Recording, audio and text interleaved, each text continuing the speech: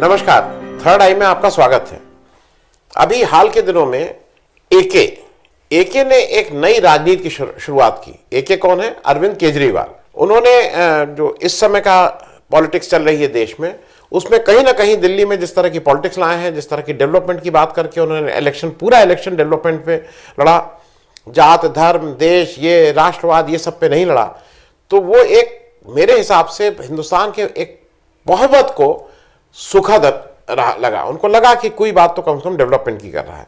उस एके की बात को शायद अभी 18 फरवरी को हमने एक प्रेस कॉन्फ्रेंस देखी जिसने पीके ने उस बात को, तो एके से पीके ने उस बात को आगे बढ़ाने का काम शुरू किया है। पीके मतलब प्रशांत किशोर के बारे में बहुत सी बातें सबको पता ही हैं। बहुत ही कम उम्र के हैं। 1977 में बिहार के रोहतास जिले में इनका जन्म हुआ, वहाँ के मूल निवासी। फिर इनके पिता जो डॉक्टर श्रीकांत पांडे हैं वो बक्सर आ गए। ये बक्सर में ही इनकी प्रारंभिक पढ़ाई हुई। उसके बाद मैनेजमेंट की डिग्री लेके विदेश में भी काम किया और फिर ये हिंदुस्तान वापस आ गए। शुरू में ये गुजरात गवर्नमेंट के कंसल्टेंट थे, फिर बाद में ये पॉलिटिकल स्ट्रेटेजिस्ट और पॉलिटिकल कैंपेनर और मैनेजर हो गए। इन्होंने उस समय बिहार में एक चीज बनाई थी, सिटीजन अकाउंटेबल गवर्नेंस, कैग, और बाद के दिनों में उसी को इन्होंने कन्वर्ट किया आईपैक में, इंडियन पॉलिटिकल एक्शन कमेटी।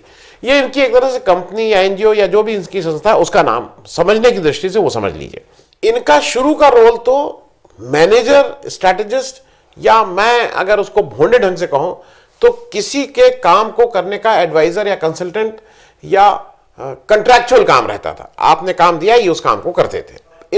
इन्होंने पॉलिटिकल रोल में ये पहली बार अक्टूबर 2018 में नीतीश कुमार ने इनको जनता दल यूनाइटेड का वाइस प्रेसिडेंट बनाया। और उस समय ऐसा लग रहा था कि प्रशांत किशोर की बहुत ताकत है जनता दल यू में, और एक तरह से वो नीतीश कुमार के सक्सेसर के रूप में वहां प्रोजेक्ट किए जा रहे थे। लेकिन बीच के दिनों में कुछ ऐसा हुआ कि 29 जनवरी 2020, मतलब करीब 13, 14, 15 महीने के बाद इनको नीतीश कुमार ने पार्टी से निकाल दिया। 29 जनवरी को पार्टी से निकाला और 18 फरवरी को, मतलब उसके करीब 20 दिन बाद ही, प्रशांत किशोर ने पटना में अपनी प्रेस कॉन्फ्रेंस करके अपने आगे का अब उनकी क्या रणनीति होगी उसके बारे में लोगों को जानकारी दी। आगे बढ़ने से पहले मैं कुछ चीजें आपको बता दूं। मैंने प्रशांत किशोर के ऊपर एक एपिसोड 36 किया था, एपिसोड नंबर 36, और मैं आज भी और उस समय भी मुझे हरदम ये लगता है कि जो मैनेजर आके पॉलिटिकल आदमी को मतलब पॉलिटिक्स दिखाते हैं, समझाते हैं, वो मेरे हिसाब से अनुचित है। मैनेजर स्ट्रैटेजिस्ट हो सकता है, मैनेजर वोट कैसे डालें, वोट कैसे लाएं, ये हो सकता है, पर मैनेजर अगर पॉलिटिकल लीडरशिप को किनारे करते हैं तो वो मेरे हिसाब से अनुचित था। और इसीलिए मैंने उस एपिसोड 36 में प्रशांत किशोर के इस रोल के बारे में मैं थोड़ा मतलब जो मुझे ठीक नहीं लगा था। अभी क्या है कि बिहार में नवंबर 2020 में इलेक्शंस हैं, और ये इलेक्शन मेरे ख्याल में भारतीय जनता पार्टी के लिए डू और डाई टाइप है। क्योंकि अगर वहां पे इस समय जितना कॉन्फिडेंट थी, बीजेपी बिल्कुल कॉन्फिडेंट थी कि बिहार में अब कोई दिक्कत ही नहीं है, नीतीश कुमार उसके साथ हैं, ऑपोजिशन में कोई है ही नहीं, जो लालू हैं वो जेल में हैं, बाकी लोगों की आपस में इतने झगड़े हैं, तो वर्चुअली वॉकओवर था। लेकिन सिर्फ एक व्यक्ति से, प्रशांत किशोर के आने से वहां कहीं ना कहीं कुछ दिक्कत हो गई है। मैं ब्रीफली प्रशांत किशोर की कुछ सफलताएं और असफलताएं भी आपको गिना दूं। इनकी सबसे पहली सफलता, इनको 2011 में जब मोदी जी ने हायर किया तो 2012 में मोदी जी को तीसरी बार इन्होंने इलेक्शन जिता के गुजरात का चीफ मिनिस्टर बनाया था। उसके बाद 2014 में मोदी जी इनकी सर्विसेज हायर की, और जिस तरह से 2014 का कैंपेन हुआ और मोदी जी को इन्होंने फिर प्रधानमंत्री भी बनते हुए हम सबने देखा था। उसके बाद इनकी मोदी जी से तो कुछ, या भाजपा से क्या कहिए, या मोदी जी जो भी थे उनसे अनबन हुई और ये भाजपा का साथ छोड़ दिए या मोदी जी का साथ छोड़ दिए। 2015 में इन्होंने बिहार में, क्योंकि इनका गृह राज्य था, नीतीश कुमार, लालू और कांग्रेस के बीच एक गठबंधन की बात हुई, उसको मैनेज किया और वहां पे इस गठबंधन की ठीक से सीटें आई और वो जीत गया। उसके बाद ये 2017 में पंजाब में इन्होंने कैप्टन अमरिंदर सिंह से बातचीत करके वहां पे इन्होंने काम किया, उनके स्ट्रैटेजिस्ट बने, और फिर पंजाब में कांग्रेस की सरकार कैप्टन अमरिंदर सिंह के नेतृत्व में बनी।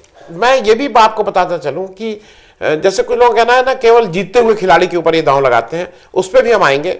2019 में आंध्र प्रदेश में मोरलेस उससे पहले ये सर्टन था कि चंद्रबाबू नायडू ही आएंगे, लेकिन वहां जगन रेड्डी जो थे उनकी प्रजा संकल्प यात्रा करवाई, उनकी स्ट्रैटेजी की और वो प्रचंड बहुमत से जगन रेड्डी आंध्र प्रदेश विधानसभा में सत्ता पे काबिज किए।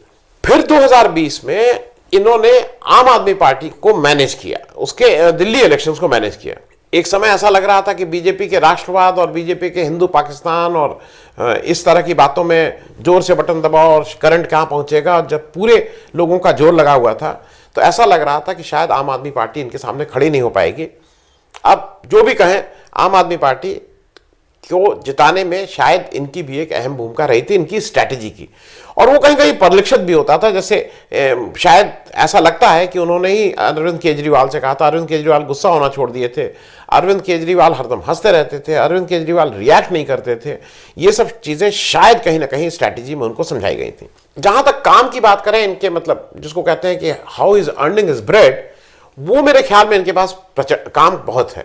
2021 के इलेक्शन में तमिलनाडु में स्टालिन ने इनको डीएमके के लिए हायर किया हुआ है, ममता बनर्जी ने, तृणमूल कांग्रेस ने वेस्ट बंगाल के इलेक्शन 2021 के लिए हायर किया हुआ। तो मुझे लगता है काम की, जहां तक इनकी रोजी रोटी का सवाल है, वो इनको दिक्कत नहीं है।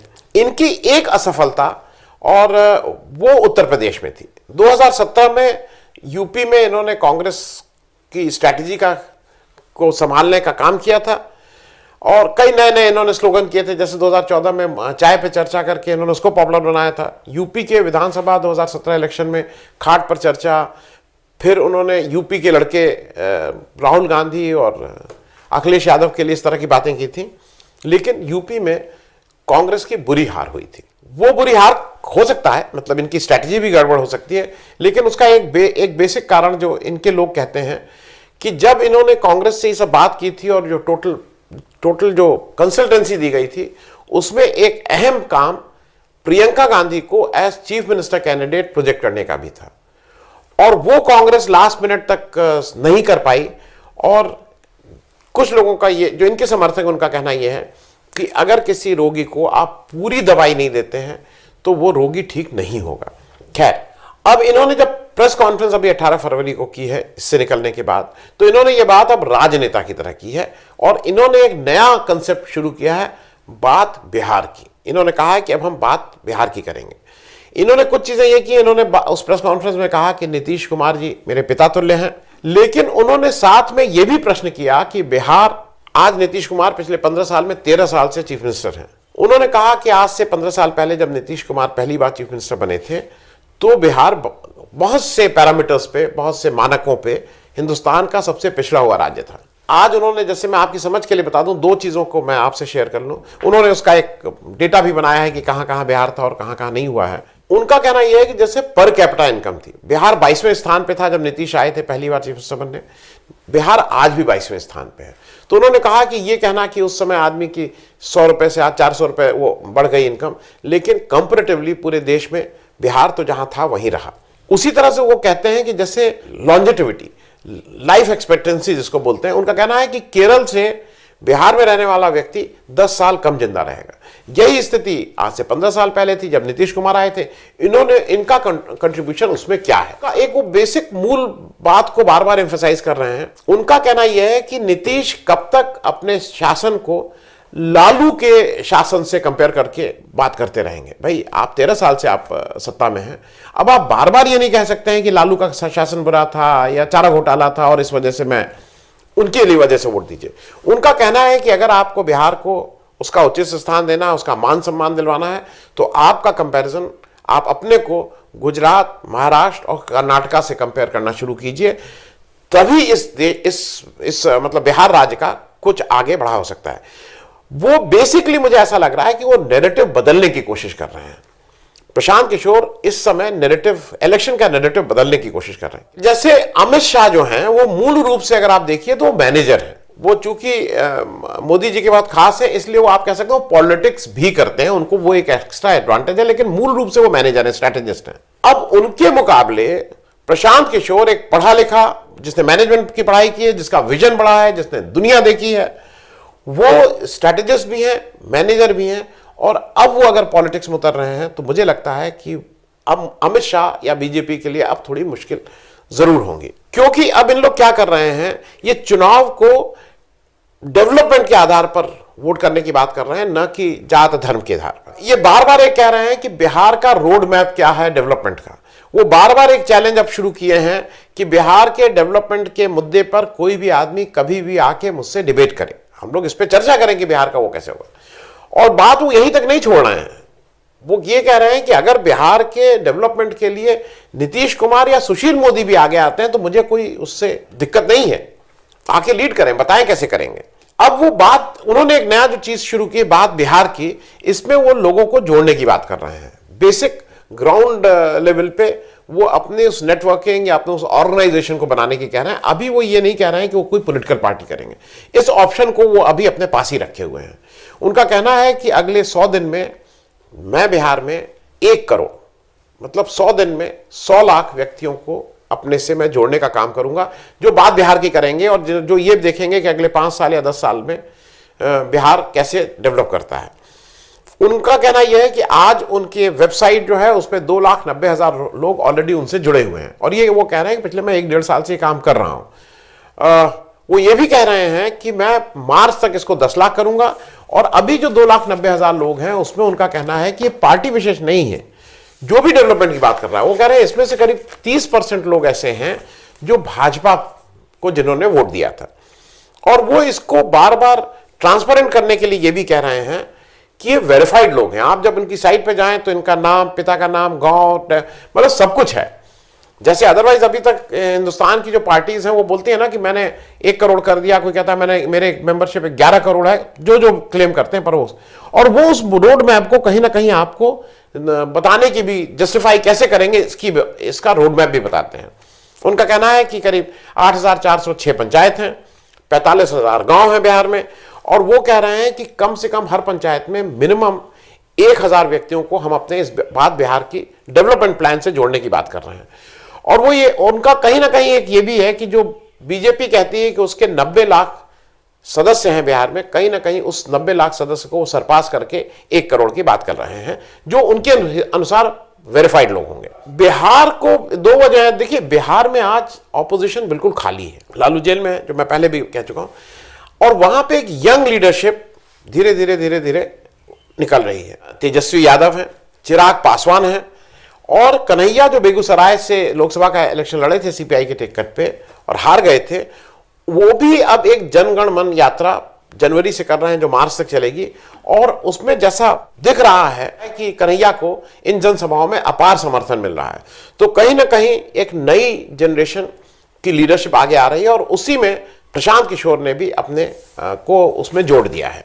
अब आने वाले दिनों में प्रशांत किशोर इसमें से किसके साथ आएंगे नहीं आएंगे तो समय बताएगा, लेकिन मुझे अरविंद केजरीवाल एके और पीके में कुछ समानताएं भी दिखती हैं। जैसे ये दोनों लोग डेवलपमेंट की बात पे ही वोट की बात करते हैं, वोट मांगने की बात करते हैं, दोनों लोग का प्लान डेवलपमेंट है, जात पात नहीं। दूसरा, जैसे अरविंद केजरीवाल बार बार ये कहते हैं कि दिल्ली मेरा बेस है और मैं दिल्ली से बाहर की बात नहीं करूंगा अभी, उसी तरह से प्रशांत किशोर ने भी बिहार को अपना बेस और कर्म भूमि बनाया, और उन्होंने कहा है कि चाहे 2 साल लगे, चाहे 5 साल लगे, चाहे 10 साल लगे, मैं बिहार छोड़ के जाने वाला नहीं। तो दोनों ने अपनी अपनी कंस्टिट्यूंसी को मोर और लेस बिल्कुल प्रॉपरली डिफाइन करके फोकस कर लिया है। दूसरा एक काम यह है कि जैसे अगर आपने हाल के दिनों में देखा हो तो अब आपको अरविंद केजरीवाल मोदी को गाली देते हुए नहीं नजर आते हैं। उसी तरह से पीके नीतीश को या सुशील मोदी को गाली नहीं दे रहे हैं। उनका एक ही चीज कहना है कि नीतीश अच्छे आदमी, मेरे पिता तुल्य हैं, लेकिन एक जो बात कहते हैं जिसका मतलब यह है कि लेकिन उनके पास वो विजन नहीं है जिससे बिहार को वो कहीं आगे ले चले। वो बार बार बिहार की जो अस्मिता है, जो उसका मान सम्मान है, उस पर बोलते हैं।